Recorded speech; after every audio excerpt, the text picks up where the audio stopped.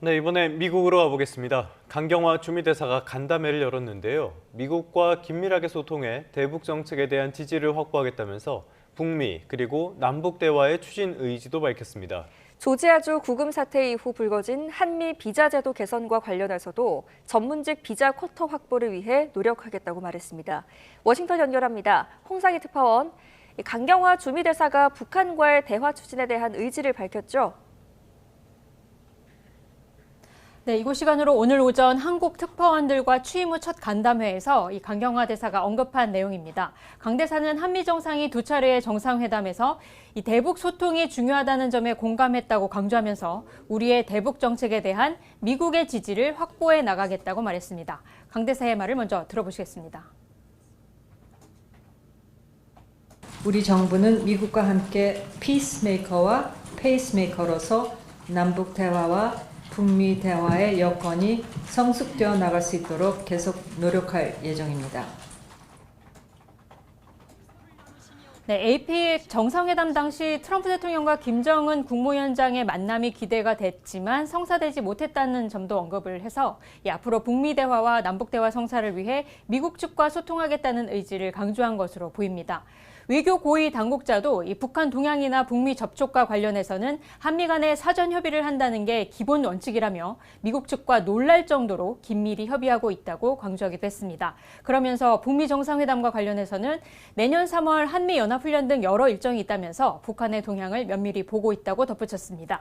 강 대사는 또 이재명 정부 출범 이후 5개월 만에 한미 정상의 성공적인 상호 방문이 이루어졌고 한미 무역, 안보 협의가 타결됐다면서 한미 동맹의 새로운 시작점에 서 있다고 말했는데요. 이 한미가 발표한 조인트 팩트시트 내용대로 한미 간 상호 호혜적인 무역 확대 기반이 마련됐다면서 통상, 안보 합의가 차질 없이 이행되도록 주미 대사관에서 총력을 다하겠다고 밝혔습니다.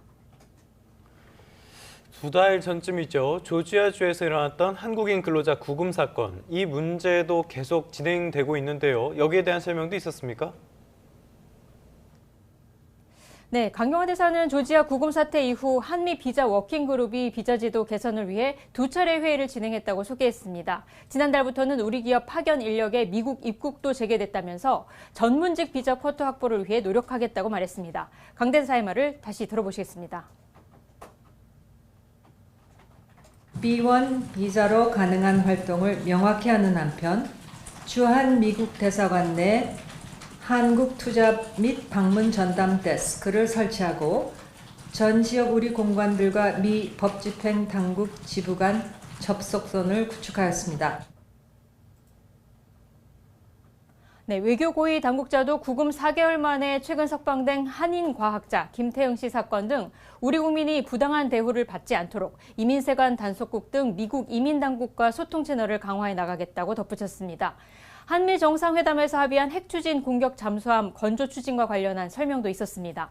외교 고위 당국자는 한미 정상회담에서 이재명 대통령뿐 아니라 트럼프 대통령 또한 의지가 확고해서 이 핵잠 문제에 대해 트럼프 대통령이 많은 질문을 했다고 전했습니다.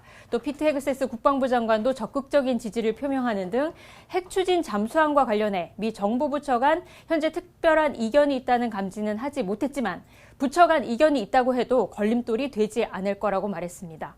동맹 현대화와 관련해 방위비 분담금의 경우 이 한미가 지난해 타결한 제12차 방위비 분담 특별협정으로 추가 부담금 압력은 논의의 여지가 없다고 설명했습니다. 또 한미 정상회담에서 주한미군 감축 논의는 없었던 것으로 기억한다면서 주한미군의 핵심 역할이 대북 억제와 안보 환경에 대한 대응이라는 점에 한미 간 인식 차이가 없다고 설명했습니다. 지금까지 워싱턴에서 전해드렸습니다.